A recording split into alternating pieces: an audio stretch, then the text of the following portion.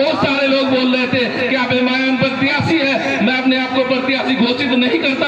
अगर अल्लाह ने चाहा तो कभी न कभी जरूर बनेंगे, अगर एमआईएम और अख्तरुल इमान साहब का साथ रहा तो। लोग कहते हैं कि ये सिर्फ मुसलमानों की पार्टी है। मैं उन लोगों से कहूंगा कि यहाँ पे देख लीजिए, हाथ उठाइए कितने हिंदू हैं, देख लीजिए पत्रकार लोग, कितने सारे हिंदू लोग आए हुए हैं। अस्सलाम वालेकुम, नमस्कार, आदाब। आज के इस प्रोग्राम का जलवा देख लीजिए। सुबह से बारिश हो रही थी, किसी को पता था कितना अच्छा प्रोग्राम हो जाएगा।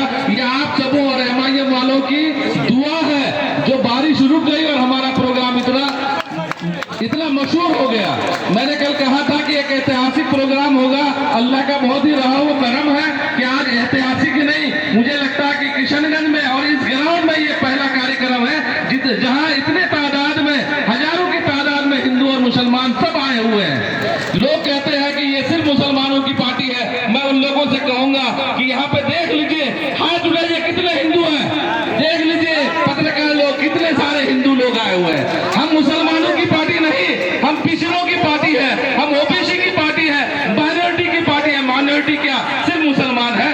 माइनॉरिटी सिर्फ मुसलमान नहीं है। मुसलमानों के नाम पर माइनॉरिटी को बदनाम किया जाता है। जहां माइनॉरिटी की बात आती है, लोग कहते हैं कि सिर्फ मुसलमानों के लिए हक माना जाता है। ऐसा नहीं है। अब हम लोग एक साथ हैं। मैं नौजवानों से गुजारिश करूंगा कि आप छोड़ दीजिए, अब गुलामी नहीं करना।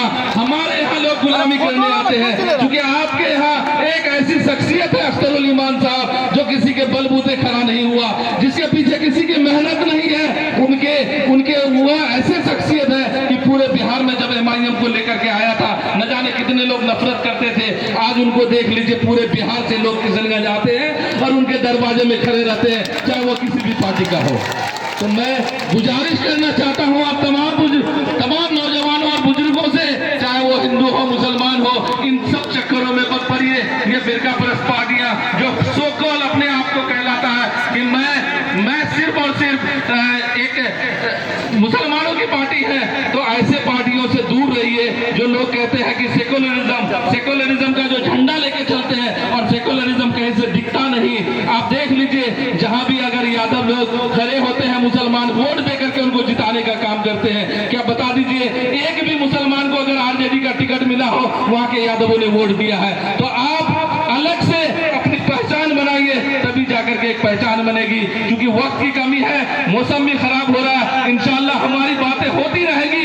पूरे किशनगंज में हम घूम घूम के एक नौजवान से मिला करेंगे, क्योंकि अब एमआईएम का हम पार्टी का एक सदस्य बन चुके हैं। और मेरी दिली ख्वाहिश थी कि मैं अख्तरुल इमान साहब से कुछ सीखूं, और इंशाल्लाह अगर वक्त रहा और आप लोगों का साथ रहा, तो मैं इनके बीच में रहकर के सीखने का काम करूंगा। और इंशाल्लाह कल तक मैं सिर्फ उनसे मुलाकात किया था, लेकिन आप लोगों की दुआएं थी।